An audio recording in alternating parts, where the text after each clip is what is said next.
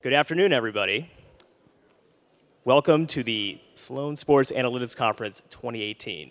My name is Adam Riegel, and I am a first-year MIT Sloan MBA student.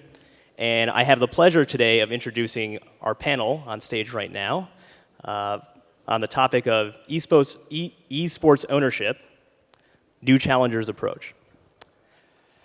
On the panel with us today, we have Jennifer Farron, awesome. Chief Marketing Officer at Kraft Sports and Entertainment, followed by Kirk Lacob, VP of GSW Ventures. Behind me is legendary player Carlos Rodriguez, currently the CEO and founder of G2 Esports. And finally, our moderator, who will be guiding the discussion, Ryan Garfit, senior editor at ESPN in Esports. To give you the format of this talk, it'll be 40 minutes of discussion, followed by 5 minutes of questions.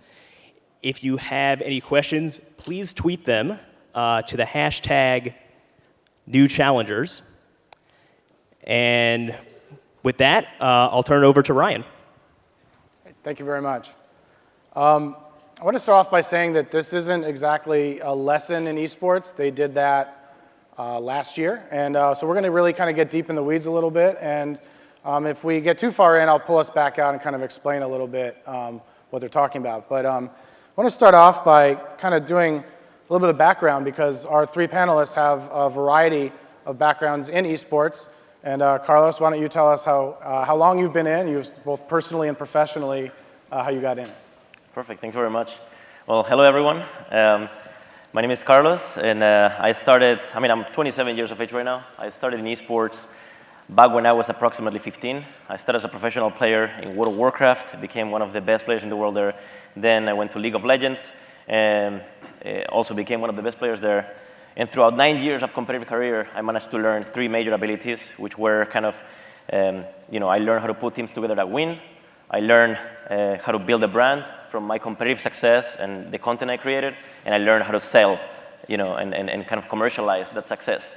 And those 3 abilities, I could manage then to translate them into team ownership 9 years after by bootstrapping what today is, 3 years after starting it, one of the largest, esport teams in the world.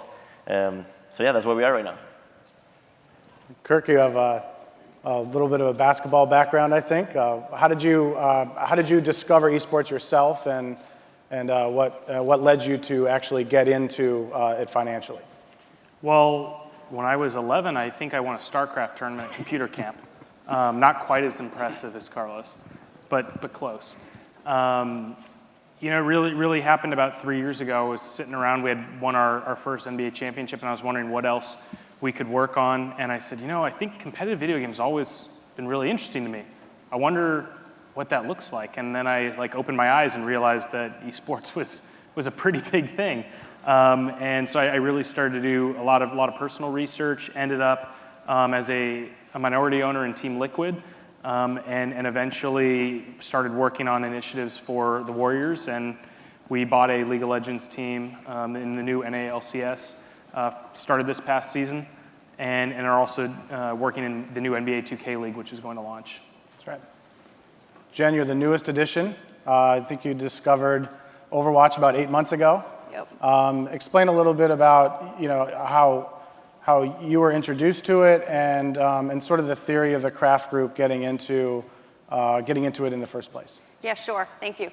So back in November of 2016, the Crafts joined the Blizzard activation team at BlizzCon, and I think really got to see firsthand what Overwatch was all about, and from a fan engagement, fan experiential standpoint, really realized that they were onto something. And so following the announcement of the Overwatch League, then we sat down across the table from a bunch of Overwatch League executives in late April in Foxborough of 2017, and that was really my first introduction to Overwatch, the game, and the league itself. And from then, we really moved very quickly to being announced as the first owner operators within the league in June, and we really morphed that relatively fast into the branding, the naming of the team, the acquisition of players, and really putting together an operating group that would be ready to go and compete, as early as the preseason, which started in December. So it's been a fast couple of 8 months, and excited to keep the spin going. So we have 2 major games represented. You have many games represented, and as the construction of your teams have gone, you have also different experiences in building an actual roster and coming into the leagues. Carlos, why don't you start on what's your theory on team building, and how did that come to be in building a successful G2 organization? Right. So our first year was very mild in terms of success. Of course, we were learning. I was learning as a CEO. I was never a CEO before, right? So I had to learn kind of by doing. And I started off by getting just having a single team, a very cheap team, learn the market from inside out, and then kind of learn what makes up for a good team. How can I sell this team? How can I commercialize it and whatnot? And when I felt that I learned enough, around that time, I remember I actually had a dream. It's funny, but this is what it is, right? I had a dream that I don't know if you guys follow soccer, but I was the president of Real Madrid in my dream, which is a soccer team very known in Spain. And so Real Madrid has this star player called Cristiano Ronaldo, right? And in my dream, my general manager comes to me and says, hey, we can buy these players, Cristiano Ronaldo, for X amount of money, or we can get a player that is only 1% worse for 50% of the money. And I was like, that makes sense. Get the player that is 1% worse for 50% of the money. So in my dream, that kept developing the same way over and over until instead of just trying to win the grand finals every year, Real Madrid was fighting to pass the group stage. So that I woke up sweating, and I was like, this can't be the case anymore. I have to get into the next level of team building, and how do I do that? Well, I need to be very aggressive with acquisitions, and that worked pretty fine for the Warriors. When it comes into acquisitions, getting the best players in the world and marketing them the right way, and knowing how to use them properly for competitive success and marketing reasons is what ends up getting you to be one of the top 3 teams worldwide. Otherwise, if you go with mediocre approaches, you will get mediocre results. So that's what worked for us and what we keep doing with the 12 teams in 12 different games we currently have. It's worked out pretty well.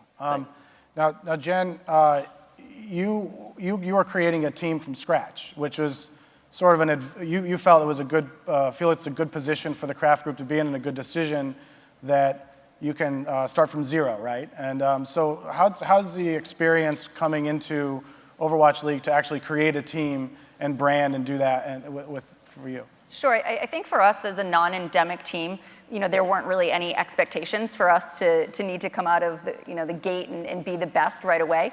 So I think the approach that we took was to find the right person to really lead the team. And so we hired Chris Huck Loringer, who was a former professional, StarCraft player himself, and who really understood the business and understood what it took to have team chemistry and what it took to really sort of put in the hours from a training standpoint. And so we sort of took the philosophy of if we have the right leader at the top and he goes and finds the right players to assemble the team, that was going to be the structure that worked for us. It's a bit of a philosophy that we have for both, the NFL and MLS teams that we operate, and it's worked relatively well for us over the years, and I think that's really how we approached it. And Chris had a similar philosophy for how he could acquire players that he was familiar with, and those that weren't necessarily the most successful so far in the game of Overwatch, but they could be successful as a team once they congealed. Kirk, you had a rather accelerated pace. You said you started building your team 2 days after you announced that you were joining the NALCS. How did you do that? Yeah, it was a little bit different than when we bought the Warriors and a team existed. Right. Now, it was not a good team, but at least something existed. I think what Jen spoke to in Overwatch, everybody was coming in together, and it was an entirely new league, and that's very challenging. But for us, we were a new entrant into a league that had existing teams and infrastructure, and the hardest part was, like you said, we found out we got the team, and then global free agency started. So that's not just North America. We're going against these guys too. And we needed to field an entire team, coaching staff, everything. And at that point, we had contingently hired one person to help me work on this. And so it was a whirlwind. Just signing players before you even have really any sort of identity or a coaching staff, figuring out how are we going to get jerseys in time? We barely had our jerseys printed in time for our first match. I really enjoyed that. I thought it was a lot of fun being kind of pressed up and having to figure things out. It's really helpful when you have really good people around you. The team at the Warriors, we had support from the top down, from ownership, our president, CFO, CMO, our legal team. They all helped every step of the way, even though they had full-time jobs on the basketball side and a new arena project as well. So it was invigorating, to say the least. Also very, very challenging. We learned a lot, and we know that we have a lot more to learn. But I wouldn't have had it any other way. I think if we had had an easier time getting into it, we would not have found some of these pitfalls we've already found. You also touched on endemic versus traditional, and Carlos represents a deep endemic core. Carlos, how do you feel about traditional organizations, large organizations like the Crafts and the Warriors group coming into esports? Are they helpful? Are they competitors? Like how do you feel about them coming in? So generally, it's a very good thing in the sense of they come from also the entertainment industry. And at the end of the day, even though there are different industries, as you know, video game industry versus traditional sports, it's pretty much the same thing, which is entertaining people, right? And for that reason, many of the things that they already did overlap with what we currently do. Of course, esports is a very specific phenomenon because the market dynamics are incredibly chaotic in the sense of, NBA is going to be there for the next 100 years, right?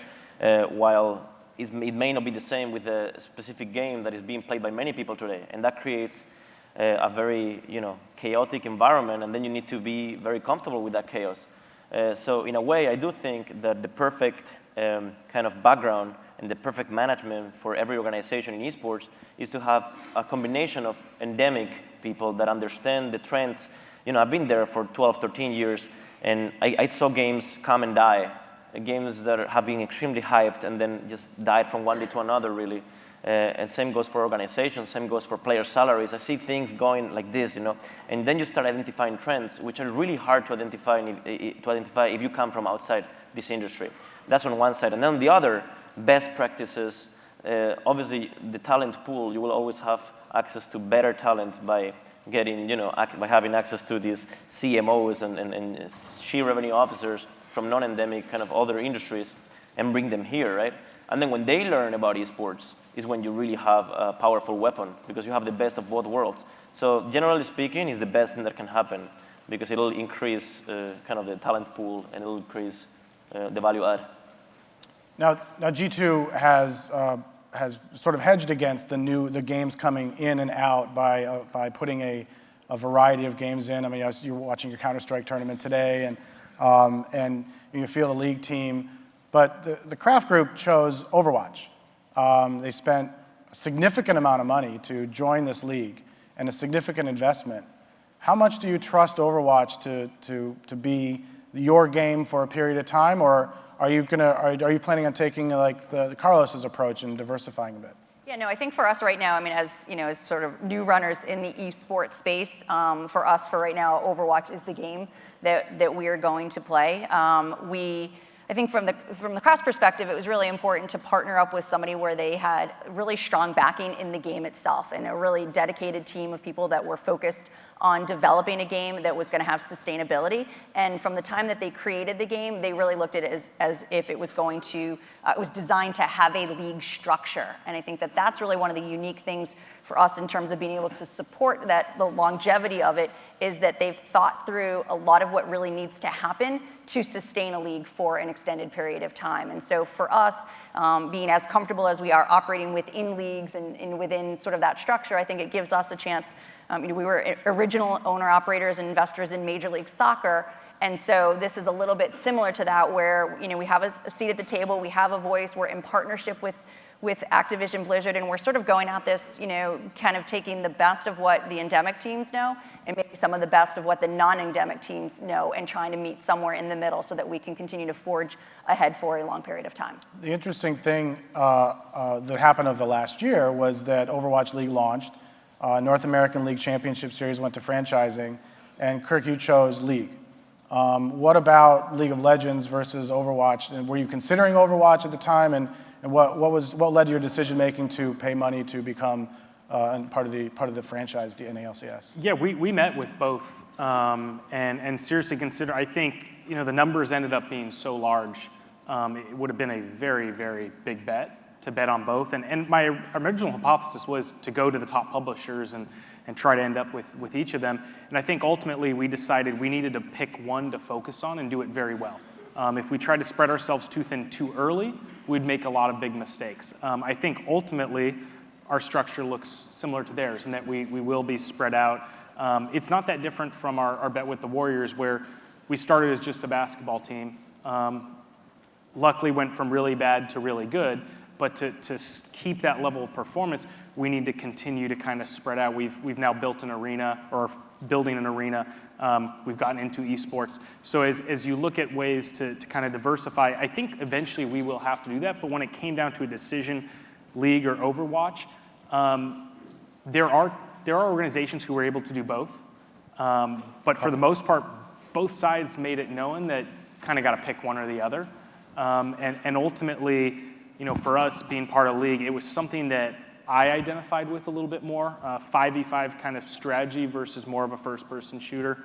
I know it's not exactly that, but it was something that also had a little bit more of a history, and it made it a little bit easier to plop down a bet and know that we had at least some runway.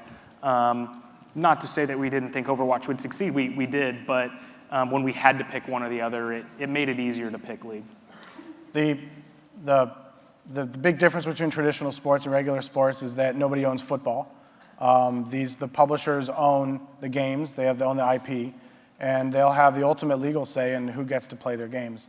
How do you deal with dealing with a publisher, and what are your expectations of the publishers to embrace the large platform that, say, the Craft Group has, and where do you think that they need to be to help you increase your brand? Let me go forward with Jen. Yeah, so we talked about this a little bit before we came in the room, and the reality I think is that as you just suggested, football existed before the NFL and soccer existed before MLS, and so those games as sports existed, and there were leagues that have come in and really taken those games to a new level. For the publishers, the property is theirs, the IP belongs to them, and I think over time we're going to have to work really collaboratively to come to a balance where the IP is as much a part of the teams as it is something that belongs to the publisher.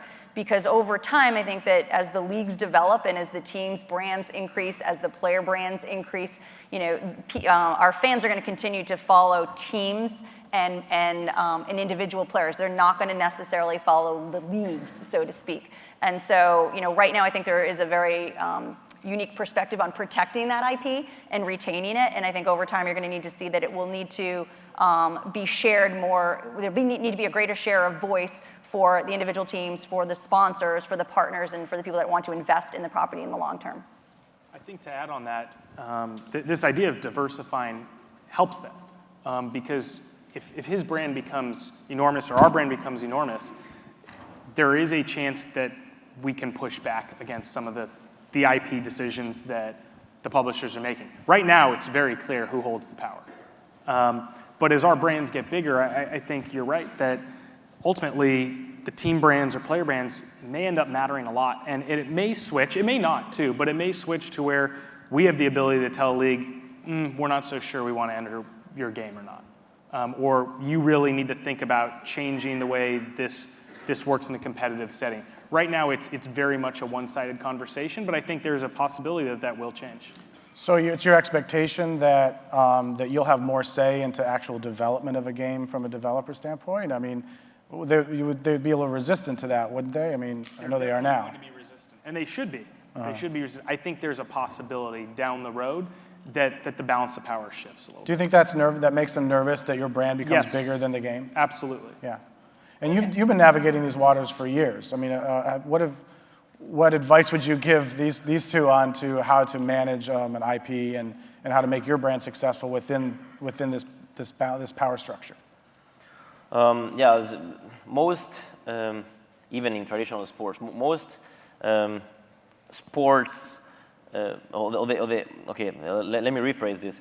The most successful play in sports as a team owner is probably playing for asset appreciation, right? In other words, your brand becoming more powerful as time goes by, and kind of, getting more fans on board, and by that you get leverage. So I think what Kirk said is correct, and I think that would be, I think, a good expectation to have, or a fair expectation to have, the fact that as our brands get more and more powerful, as we become better and better at talent management, at generating content, at creating relatable content, at building brands, we will be more and more needed by the publishers to have their games succeed. The good thing, so it's not good or bad, it's just different than in traditional sports, like you said, is that no one owns football. However, the fact that here the publisher owns the IP also creates a market dynamic that allows other games, indie companies, to come in with the next esport, the next big esport.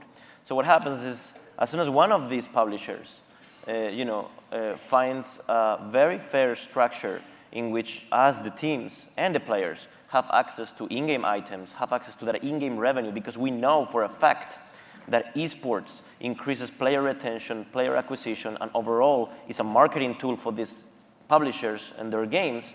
As soon as one guy does it right, one publisher does it right, it will create a precedent, and it will raise the standards of what us teams will be expecting from these relationships with publishers. And the same way as it happens, it's a good analogy, the same way as it happens with player salaries, in which it's really easy for them to go up, but really hard for them to go down. Correct. The same will happen with the team's expectations raising in connection with the publishers.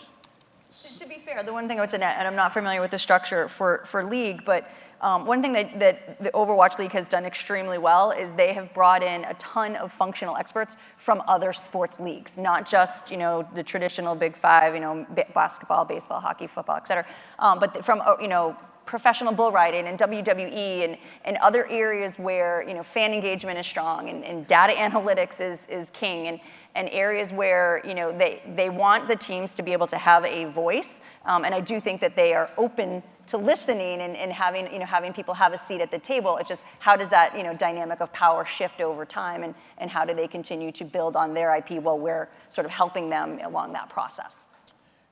We sort of mentioned the making decisions being more powerful in your decision making when selecting new titles. What position do you think you will be in the next few years to influence the publisher's decision when you're choosing different games? And I think maybe you've kind of experienced this, seeing the ups and downs of new games. How do you navigate that? Right, so there are different variables that make up for a game that is considered a tier 1 or tier 2 esports title. Right. You can name MAU, you can name expectability of the game, you can name kind of how fun the game is to play and to watch, right? There are many factors that will judge whether or not that game is considered a tier 1 or tier 2 esports title. With that said, many times it just doesn't make sense monetarily to just join a game just if no other competitor or known competitor is part of that game yet, and maybe salaries are maybe perhaps too high and it doesn't make sense monetarily, right? So there are many variables that come into play. So for that reason now is when teams are starting to team up and create associations and start to speak more as a unit, as opposed to each one of them having their biz dev teams doing work, which I think is pretty good. Because all of a sudden you have much more leverage and much more bargaining power, and that is starting to happen. So just as Kirk said before, he's gonna play a big role. The fact that these brands are now very known, and if the top 10 teams in the world, or in the Western world, or top 20 teams in the Western world decide that they want to be part of this one game, the chances of that game succeeding are probably up by 50%. And that plays a big role. So specifically, a year ago, PUBG wasn't really part of the conversation. Have either of you two looked at PUBG as a possibility, and have you been following the massive curve of this gameplay? And Kirk, you're nodding yes. Well, I mean, I've obviously looked into it. Mm-hmm. It's too big to ignore looking into it. I can't say we've gotten super far. We're just trying to make sure that we have a good League of Legends team first. We want to make sure we do that well. But as we're tracking what do we want to expand into next, yeah, every time there's something like a PUBG that just comes out of nowhere, it seems, and has huge numbers, we need to track, first of all, how big can it get, and two, will it be stable? There are a lot of games that really pop early, and the question is, can they sustain that? So yeah, every time there's a game like that pops, we have to look into it. And PUBG is certainly really interesting. It's still growing too, I think. Yeah, The game is changing a little bit. They're figuring out more about viewability. It's something we'll have to continue to monitor. And you said no, so you're sticking with Overwatch for how long? I don't have no commitments to how long, but no, I think, again, just to reiterate, for us, I think, and Kirk mentioned this, but doing something really well is really important to us. And so, we've now owned an NFL team for 24 years, 25 years. We've now owned an MLS team for 21 years. I think for us, before we diversify too much and think about other games, we want to get really, really good at what we do. And I think that we are an organization by definition that likes to have very large oversight over what we're doing and control and span of control in what we do. And I think we are best suited right now to maintain only one team and one league for the foreseeable future. There's certainly strength in being the first mover into a game. We actually have an example of, there's a game called Rocket League, which it sounds stupid, but it's a really good game. It's literally soccer with cars, okay, that fly around. It sounds stupid, but it's a really good game. And that game, before it became the Leviathan that is today, is a gigantic game, considered tier 1 esports title. I remember, the game had decent viewership, but it was very small in terms of player base. And what we did, we actually, we looked at all these variables and we decided, okay, let's go for this game. Let's bet on it, right? So we picked up the world champions from North America, and it was a very, very, decent price actually. And what happened later is that after a year, every top organization joined the game at much higher price. And we had the first mover kind of advantage. We had all the North American fans cheering for us because we're the first ones, right? Mm-hmm. So it definitely plays a big role. And once you're able to mimic the competitive and marketing success on one team, which is what Kirk is doing and will do very well with Golden Guardians, then it's not really as hard to replicate that success with the right hires, the right talent surrounding you in other games, right? So that's definitely, the way I envision my company is not just G2 Esports as a brand. I envision that in the future we'll own probably 5 different brands or even more in different games. And I envision this as a portfolio kind of approach, right? Different games may come and go, but overall we'll keep being sort of, growing with the market, with the wave. And that's, I think, what the vast majority of successful organizations will end up doing. So Jen, are you guys, this is a question, I think I know the answer. Are you guys, your identity, is that locked into Overwatch League? You can't port that out to another game, correct? The name Boston Uprising? Yeah. Yeah, that is the name of the team that we own in the Overwatch League. That is correct. Okay. Yep. So if we were to go into another game, right, we would have to brand ourselves as something else. That is correct. Brand, right. That is Okay. correct. Do you have the same rules in League? I mean, can you pair off Golden Guardians and? No, I mean, my understanding is, we could not take Golden State Warriors. Right. The NBA said we couldn't do that. Yeah. I asked, I tried, and they said no. Nothing but attorneys, right? The yellow's okay though. Yeah, but my understanding is that we could. I mean, Cloud9 exists across many titles, and yet they are also in Overwatch League as the London Spitfire. Right, and if I'm correct in saying it, all of the teams that came into the Overwatch League were required to rebrand. Right. So no one could come in and Right. play as Cloud9. And it's not just a rebrand, right? It's a So silo? so Jack still owns Cloud9, and he can have as many teams as he wants within all of the different games. But within the Overwatch League, they needed to brand themselves as London Spitfire. What was the reason and behind title that? Can't. Was that just to solve the debate about who could keep what, or was? I think it helped to create some parity, and it just sort of created a new identity for the league, and so it wasn't just. There was no affinity to any one particular organization from the get-go, and it just created a little bit more of a baseline to say all of these teams are new, even if they've got the financial backing, even if they have a history within the game itself, or within esport for that matter. I think it gives Overwatch League leverage too. To create their own individual team brands that... Yeah, it makes it a lot harder if you can't use, say, I know we're using Jack's team as an example, but they're the easiest one. If they can't spread out and be London Spitfire somewhere else, they can only be Cloud9. How are they ever going to create that leverage against Overwatch League? Okay. It's a lot harder to do so. I don't know if that's the reason they did it, but I think it's logical to make the assumption that it does impact their ability to potentially spread the brand. In terms of revenue generation, it is very complicated to define how much of your revenue, I mean, let's imagine you have the same brand and different titles. It's really hard to define how much revenue are you generating from this game, from this game, from this game, and if the long-term goal, which I think is what it is, from all these publishers and teams as well, is to co-own and be partners in the same product, then you really have to define very clearly how much revenue this company or this brand is generating from just being part of this game, which is really tough if you have, again, same brand in plenty of different games. Well, I think it creates a lot of just consumer confusion also, right?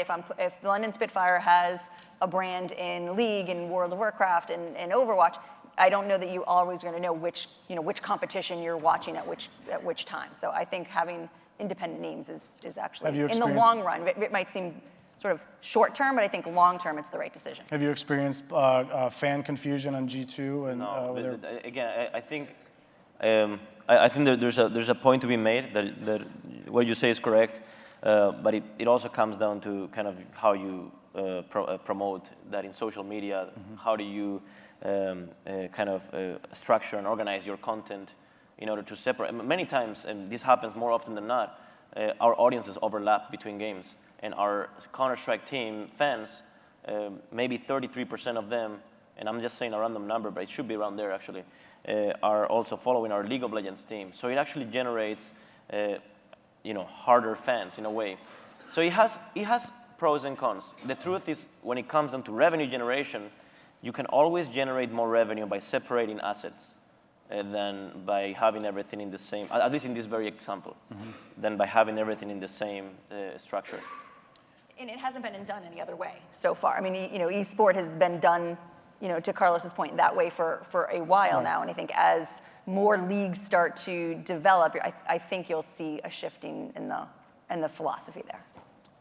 We talked about wanting to actually make money off of this. Right now, most of esports are backed by venture capitalists. They're backed by investment.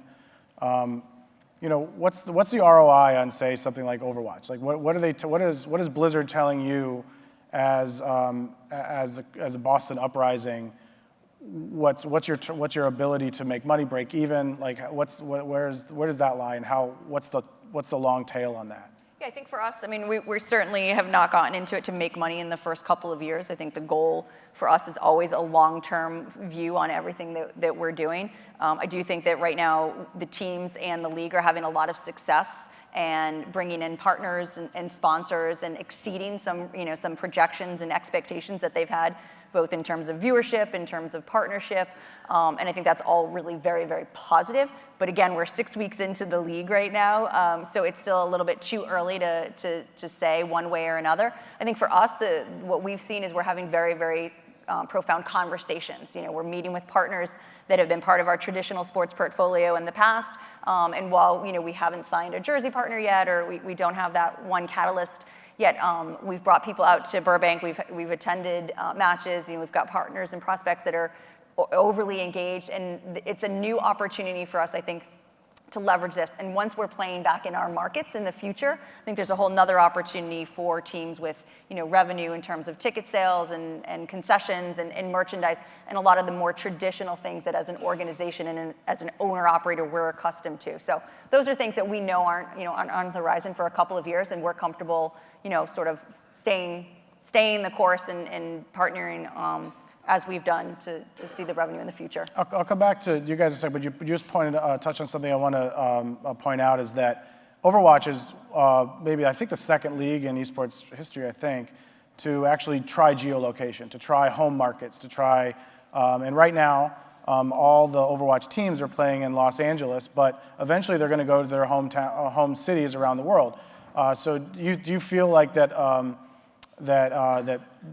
have you seen Boston fans going for the Boston Uprising, and do you feel like that's the right move, is to actually have a home base? Yeah, absolutely. I think all of the teams are experiencing that. I think we've seen really great engagement from fans, across all 12 teams in the league in terms of, engagement and watch parties and, merchandise sales already.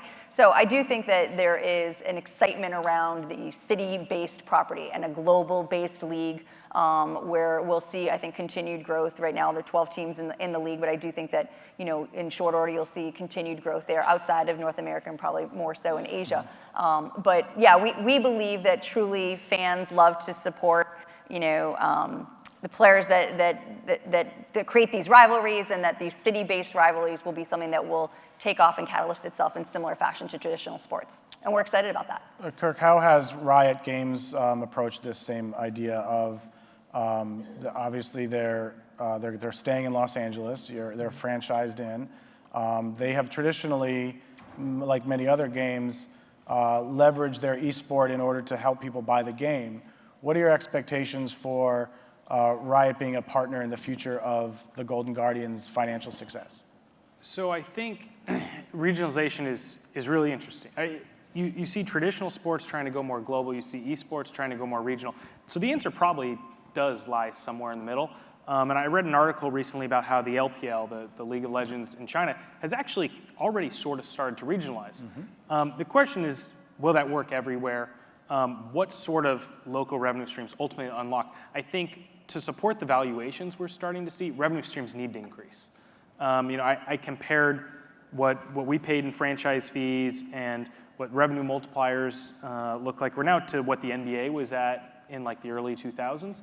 And some of these team valuations you're seeing are not that far off from what NBA team valuations were in about 2000. The revenues were 10x than in the NBA. Now, I understand we're in a completely different climate, and we understand what some of the revenues could be going forward, and it's just a matter of trying to turn them on. But I think we can all sit here and say, unlocking live ticketing and other local revenues would play probably a huge part in being able to grow revenues to a point where they support these valuations or even larger valuations. So from a Riot, an LCS perspective, it's something I think everybody's thinking about. There are no plans yet, to my knowledge, but it's something that we're definitely considering.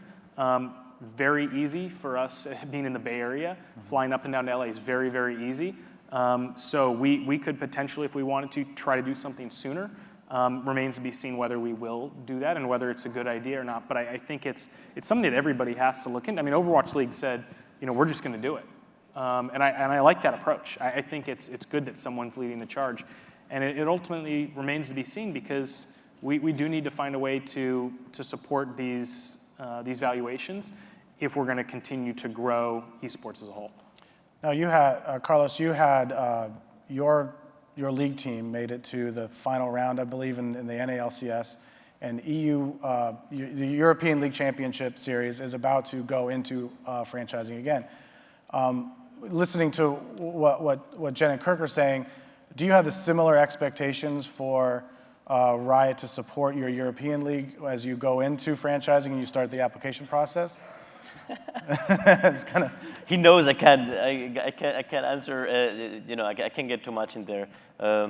But whatever happens, whatever ends up happening in Europe, just because Europe is a bigger market than North America in terms of player base, is bound to be as good, if not better, than what's already done in North America. The beauty of this is that in North American LCS franchise has happened before European does whatever they will do, right?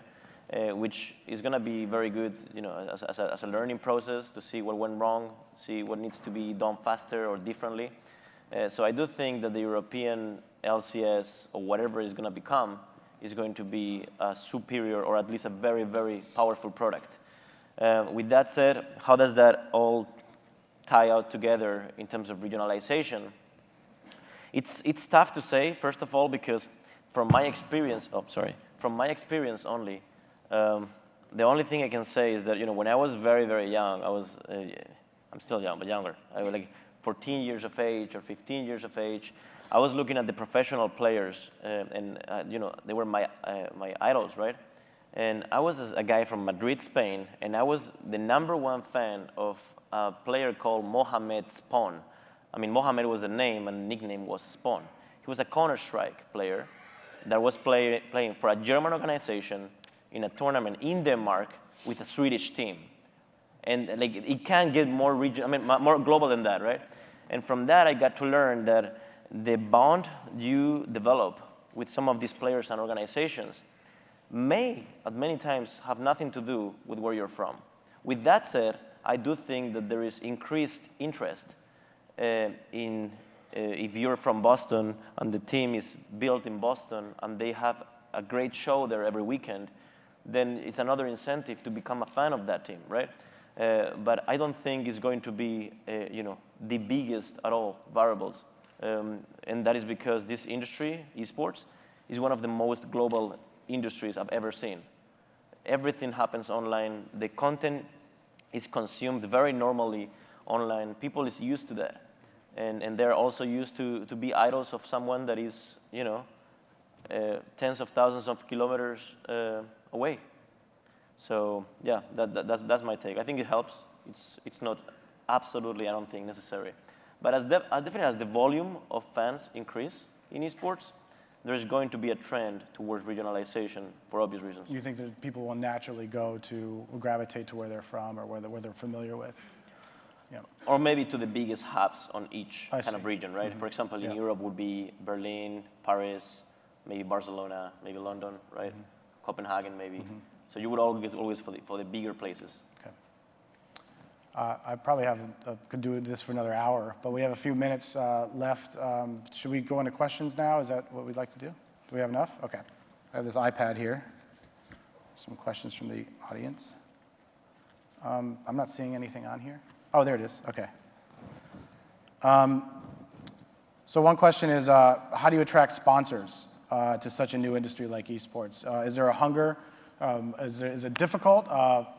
And I think that we'll start with Jen because you have a deep history in sponsorship as well. So how do you attract sponsors to your video game team? Yeah, I think for us so far, as I said, we're having a lot of just conversations, and I think we've prided ourselves in our experience with both soccer and football around being a brand that somebody wants to associate themselves with.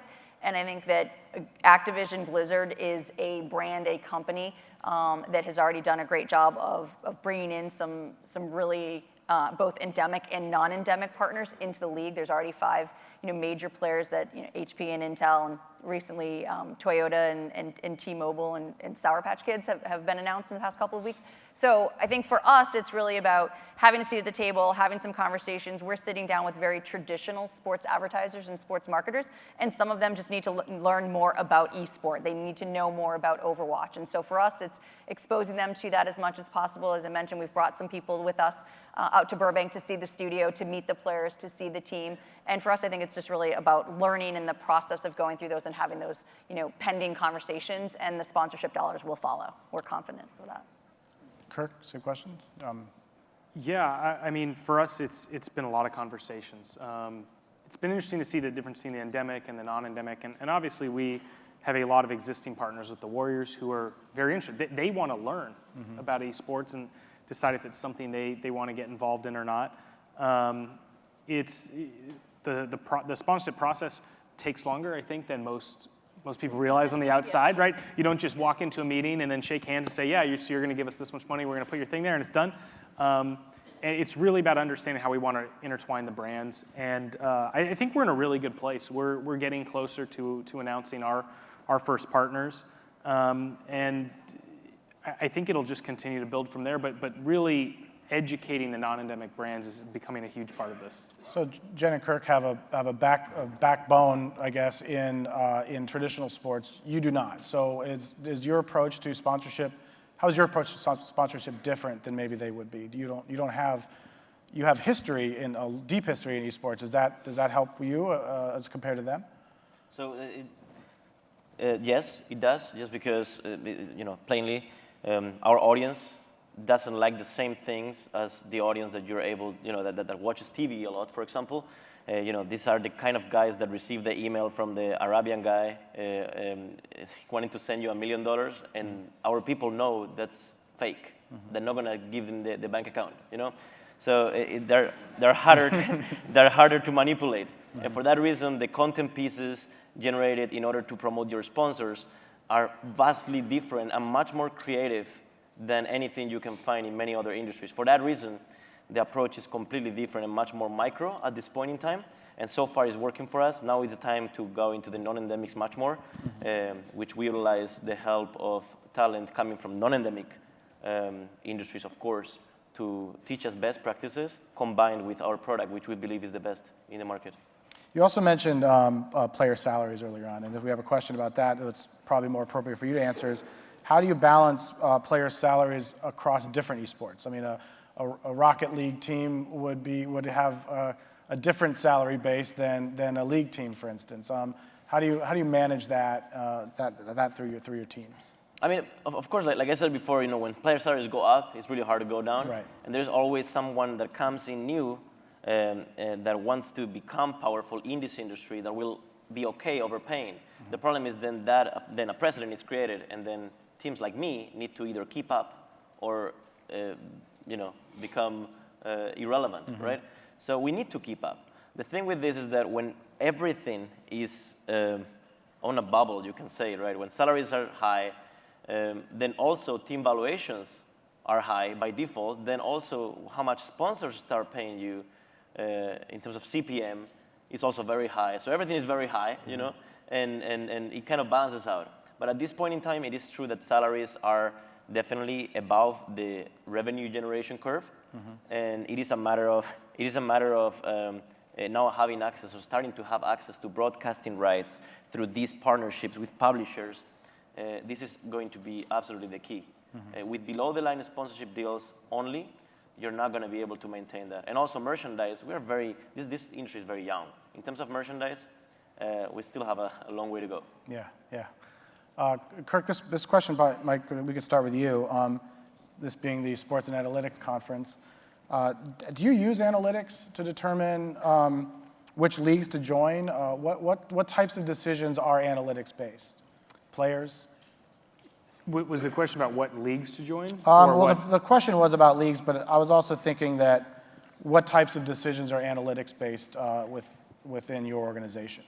I mean, I'm a very objective analytical person in general, so I'm going to look at any available data that is out there and try to discern if it helps me or not. Like from a player standpoint, I've recently tried to understand some of the stats and see how deep they go in League of Legends, and I think it's a very, very nascent industry. I missed there was a panel, I think, this morning or a research paper about it, and I missed it. I desperately want to understand that. Would also probably help my understanding of the game as somebody who is pretty new to the game itself. And I really wish I understood it better so I don't embarrass myself tomorrow in this game that we have, celebrity match. But from a standpoint, if we're going to invest, absolutely, we need lots of data before we choose to invest in something. Really need to understand, and some of it is still forward thinking, and you're using past data to try to figure out what might happen. But yeah, we have to have a heavy data approach to any decision we make.